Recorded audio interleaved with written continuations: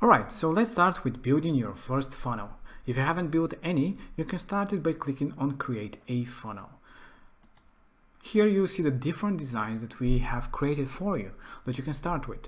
Of course, if you wish, you can start with an empty funnel and build your own steps inside.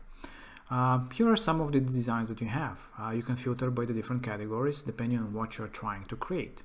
So if you're trying to collect information and then contact them and even do a lead magnet by providing something in return after they sign up, you can select one of these type of funnels.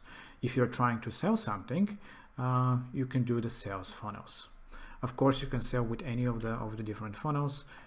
These are just some examples that you can start with. So let's say that you're trying to create a coaching video tutorials.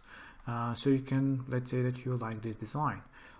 If you like it, you can preview it here, or you can straight away add it to your project. So just add any name to your funnel, doesn't matter what it is.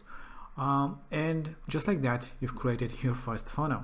Now you can see the different steps, which can be pages and or pop-ups. And by clicking on the landing page, for example, you get into that page, into that step, so you can start editing the texts, the images, videos, whatever it is that you want to modify to fit your brand and what you're trying to achieve. Very simple. Simply double click to edit things. You can drag and drop to arrange position of different elements. Whatever it is, you can modify like that. If you click again on the funnels button, you get back into the funnel settings here, where you can switch to another step of yours, like let's say the checkout, where actual payment will happen for your courses, for example. So you can see that you have a checkout widget, which this makes the step to be a checkout. You can add it from the checkout here, or it's already added depending on the funnel that you select, and you can start editing the section or anything about your funnel. Everything that you edit here is just like a regular page edit, nothing fancy, nothing out of the ordinary. A step can be a pop-up as well. So let me just show you. You can just add any type of pop-up to your design, and it will be added automatically to the at the end of your funnel, and you can obviously arrange the position of that step. So in this case, when somebody checks out, at the end they'll be redirected to the pop-up, which you can obviously edit the way you want, and after that going to the thank you page.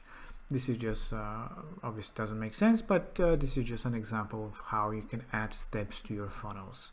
And you can also, as you can see, there is a go here. You can add a go to any of the steps that will help you just track here.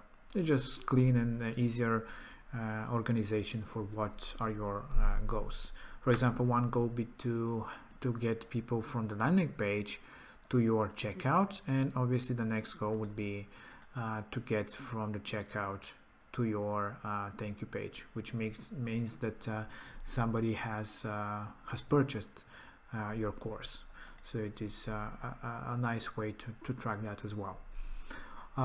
Here, of course, you can find analytics about your steps, sales analytics if you're trying to sell something.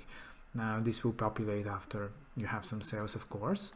But this is how you build your funnels. It's super simple and easy, nothing fancy, nothing too complicated, but it is so powerful. And in the next video I will show you some amazing things such as A/B testing, track conversions, and more.